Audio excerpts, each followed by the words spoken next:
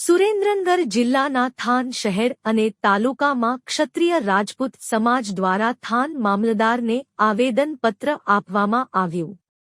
મોટી સંખ્યામાં ક્ષત્રિય રાજપૂત સમાજના લોકો દ્વારા મામલતદારને આવેદનપત્ર આપીને મૌખિક રજૂઆત કરવામાં આવી કે પરસોત્તમ રૂપાલાની ટિકિટ રદ કરવામાં આવે અને યોગ્ય કાર્યવાહી કરવામાં આવે. થાન શહેર અને તાલુકાના ક્ષત્રિય રાજપૂત સમાજના ભાઈઓ દ્વારા પરસોત્તમ રૂપાલાના પુતળા દહન કરવામાં આવ્યું. ક્ષત્રિય રાજપૂત સમાજના મોટી સંખ્યામાં લોકો એકઠા થઈને પરસોત્તમ રૂપાલાની ટિકિટ રદ કરવામાં આવે એવી માંગ કરવામાં આવી.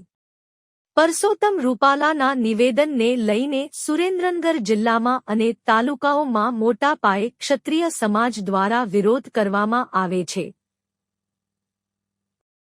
રિપોર્ટર જયેશભાઈ મોરી. જય માતાજી. આજરોજ થાનગઢ મુકામે જે રાજકોટ લોકસભાના ઉમેદવાર પરસોત્તમ રૂપાલાએ ક્ષત્રિય સમાજ વિરુદ્ધ અભદ્ર ટિપ્પણી કરેલ છે તેના વિરુદ્ધમાં સમગ્ર થાનગઢ ક્ષત્રિય સમાજ નિવેદનને વખોડી કાઢે છે અને એ નિવેદનના વિરોધમાં આજરોજ મામલતદાર કચેરીએ આવેદનપત્ર પાઠવવામાં આવ્યું છે.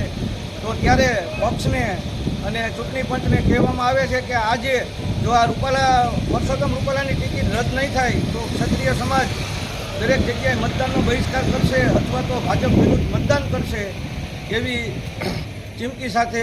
જય માતાજી. પરસોત્તમ રૂપાલાની ટિકિટ રદ કરો.